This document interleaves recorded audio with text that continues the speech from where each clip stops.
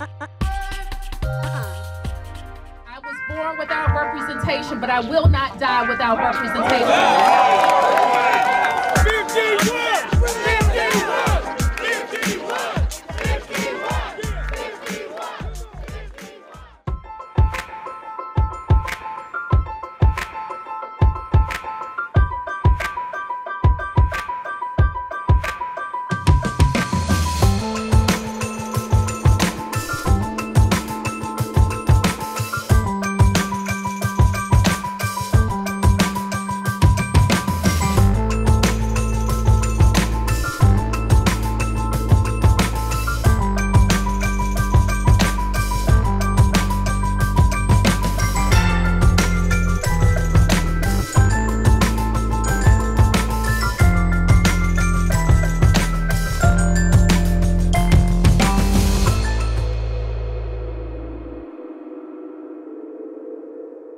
Why isn't Washington, D.C. a state in the first place? It's not because the Constitution gives the federal government the power over a federal capital that would be not more than 10 square miles. And back before Virginia took back Arlington, the part of Washington, D.C. that was across the Potomac River, D.C. was exactly 10 square miles.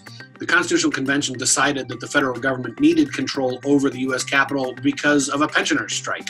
Back in 1783, there was a strike in which war veterans marched on the Continental Congress in Philadelphia.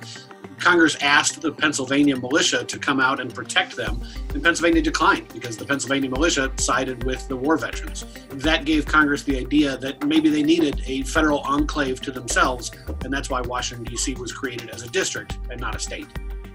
This isn't a wholly partisan cause. One recent effort to get Washington, D.C. a vote in the House of Representatives came from a Republican, a guy named Tom Davis, who represented a district in Northern Virginia and wanted to see Washington, D.C. represented in at least the House of Representatives, but not the U.S. Senate.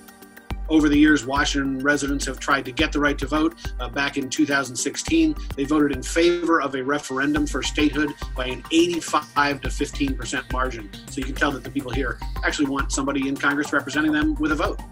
On Friday, there will be a vote in the House of Representatives, the first vote in several decades that would give Washington, D.C. Full statehood. It's likely to pass because Democrats control the House of Representatives, and Democrats are broadly in favor of Washington, D.C. having a vote. Now, that's not wholly altruistic. Washington, D.C. is a very Democratic city. President Trump only got 4% of the vote here in 2016. And that means that if Washington were to send a member to Congress, it would almost certainly be a Democrat. So that means another vote for Democrats in the House and probably 2 more Democratic votes in the U.S. Senate. The bill's fate is just as certain in the Senate, but sort of in the reverse way. Republicans control the U.S. Senate, and they're not likely to vote to allow 2 Democratic senators from the District of Columbia join their ranks and give Democrats a better shot at holding the Senate.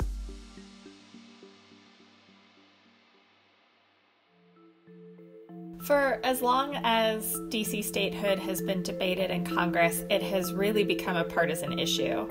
And I think that's why in this poll we see a majority of Democrats favoring statehood for D.C. while most Republicans oppose.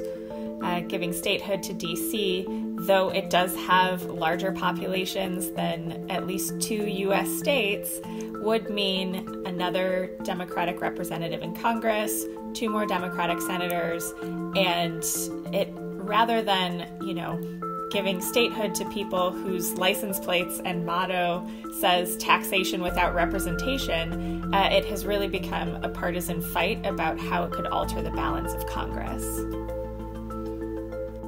Washington, D.C. statehood has become a little bit of a political football in recent years, sort of symbolically so. When Democrats hold the White House, the president tends to put the Washington, D.C. license plate on the Beast, the limo that the president drives around in. That license plate says taxation without representation, which is a shortened version of James Otis, the founding father, who said taxation without representation is tyranny.